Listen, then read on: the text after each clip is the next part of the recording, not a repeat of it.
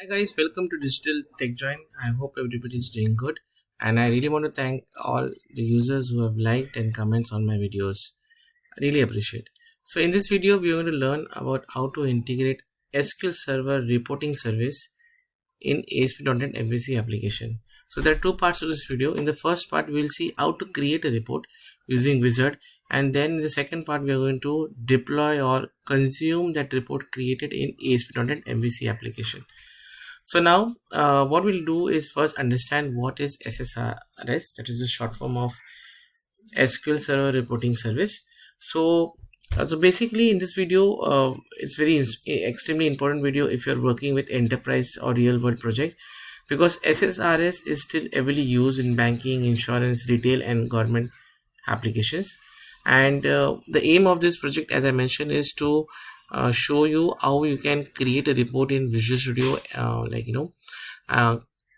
ASP.NET MVC, and then what are the steps required for you to install the necessary library so that you can create a report in VS 2026. So let's go ahead and open Visual Studio. Okay, and so once you click on open, so this is Visual Studio console 2026. Now we are not going to select any template as of now because we need to install the necessary extensions. So we are going to click on continue without code, and once you land over here, click on extension, manage extension, and here you search for reporting. Okay, and once you search for reporting, you should get this Microsoft RDLC report designer 2022. So SSRS is basically a reporting platform from Microsoft. It helps us to create tabular report, summary report, invoices, MIS dashboard and regulatory reports. The key thing is to understand SSR report are executed on the report server, not inside your web application.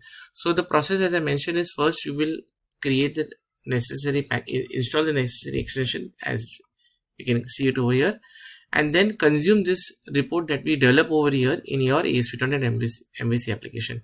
You can also pass in the required parameters. Now when I click on install, you can see the installation is it's already downloaded, and what I'm going to do is that install the service. So there's already one more service that I had installed, which I'll add this. Let me just double check once. Okay, so this is the right service. I'm just going to delete so that there is no confusion. Okay, and here this one, not this one, but this one you're supposed to install, that is Microsoft Reporting Service Projects 2022. Okay, so this is a file that you need to install, and you can see the number of installation is also high over here. I will click on install, and now it is getting downloaded.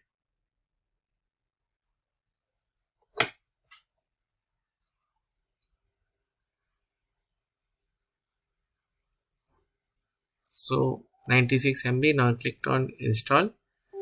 Yes. Now it will prompt you to stop the Visual Studio if it is open. It is already open over here. So ensure that you shut it down because it will prompt. I want to show that as well to you. Click on this and click on install. Now see, you can waiting on the following process to shut down. So I'll just shut down this, and now it will download the packages and do the installation. So let's wait till the installation happens. Okay, so the package is successfully installed. Now we'll click on close.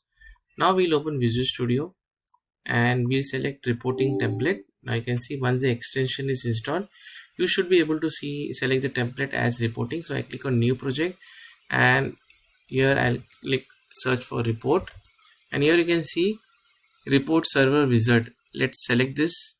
So we have installed the packages, and this is report demo, sales report demo. This is my location, this is my solution name. I click on create. The moment I click on create, I'll be able to see the wizard. So as I told you in the phase 1, I'm just going to show you how you can install sales DB, and this is a SQL server. Since I'm going to use this database easy invoice products. So I'm going to select that. So this is my studio, and here you can click on credentials, and this is the Windows, or you can use SQL Server credentials. I'm going to use Windows, and make sure that you install the server, enter the server name here. So my server name is this. I'm just going to copy, and this is my server name, and okay, so I'm going to paste my server name. So once I do that, either you can use Windows authentication, or you can use your SQL based authentication. Now select the invoice database. Here I told you I'll select invoice, and then I can do the test connection. It is successful. Here you can see there are some advanced option. Click on OK, click on next. Now here we have the query builder. What I can do, so I could just simply select the store procedure, or even do import, or even write the query. So what I'm going to do is that I'm going to write the query over here. It says my table is, this is my table. I'm going to say select all from products. I can also do that, and also go to a database, right click on the product table, select. Here it generates the query. I can do that, but here I'm going to remove top, and I don't want top 1000. I want all the products. Click on next, and click on next. So here you can see all the fields are displayed. So this is my group page, and this is my a details page that I can add. So you can create a group level report as well, and as detail page also. Here I'm going to select the product ID, or the product name, description, stock in hand, and reorder level, okay, whatever, and then the opening stock. So this is my page components. Then I click on next. Here you can see report name as products. I can also preview the report and click on finish. So this is my designers. My project is loaded, and this is what it is created. I've selected these products, and these are built-in features, like you can select the date, time, page number, and all. This is the data source that I selected. This is the data set, and this is a report. So when I click on preview, I should be able to see the reports. Here you can see the reports are displayed.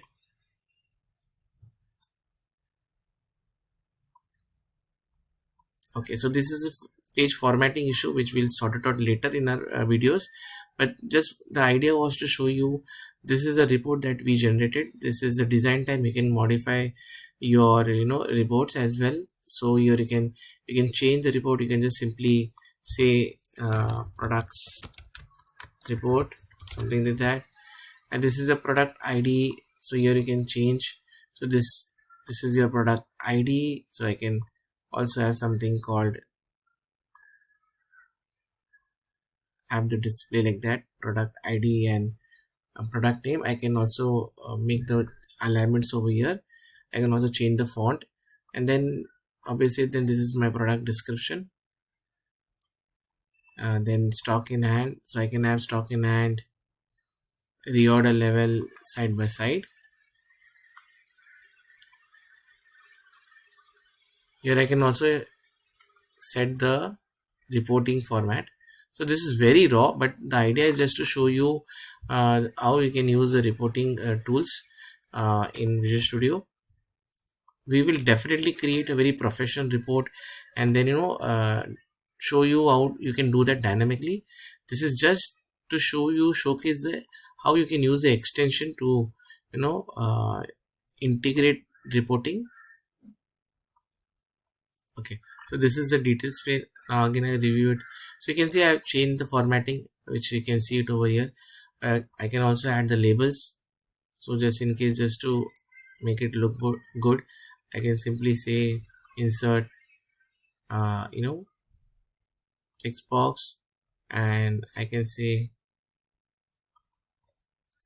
product ID, and then make it bold using the formatting here, and then get this label over here.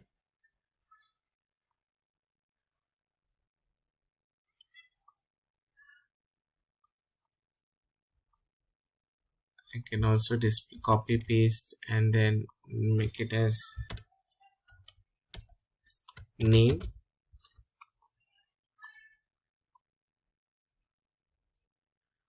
So you can see if I review it, you should say product name, and all other alignment options are also there. Like, I can use n number of features. I can select the font type. Most of the options are available over here.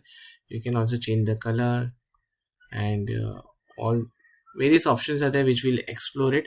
You can also go ahead and create your new project. So if you want, you can just also change the font size. So here you can see you can change the font size as well. You can also use this property window over here to change various other options. I'll get back to the black color, and here you can see there are a lot of options over here with respect to formatting. You can use all this option over here. This is formatting of text, and then so all these options you can explore, and you can format the reports. So we will, as I told you, in the next video we will show you how to integrate this, deploy this and then use this over there in your Visual Studio. Here you can see right click, add new project. You can again call the wizard, or then you can say add new item, or you can say add new report. So when you say add new report, you can simply add one more report to your, or you can say add, and you can say new item, and here you can simply say report. So this will add a new report. So here if you have the data is ready, here in this case you can also call your data set over here, and then once the data set is there, you'll have the fields and you can create your own report. For example, you can create your text over here. So you can say this is like order invoice report, and you can format it this is as well. Then you can use your formatting tools and all those things you can definitely do and create your professional report. See, you can see I've added this, and then all these options are available. It's just that you will have to explore this. I've shown you how to integrate this and use it, and then you can explore it further.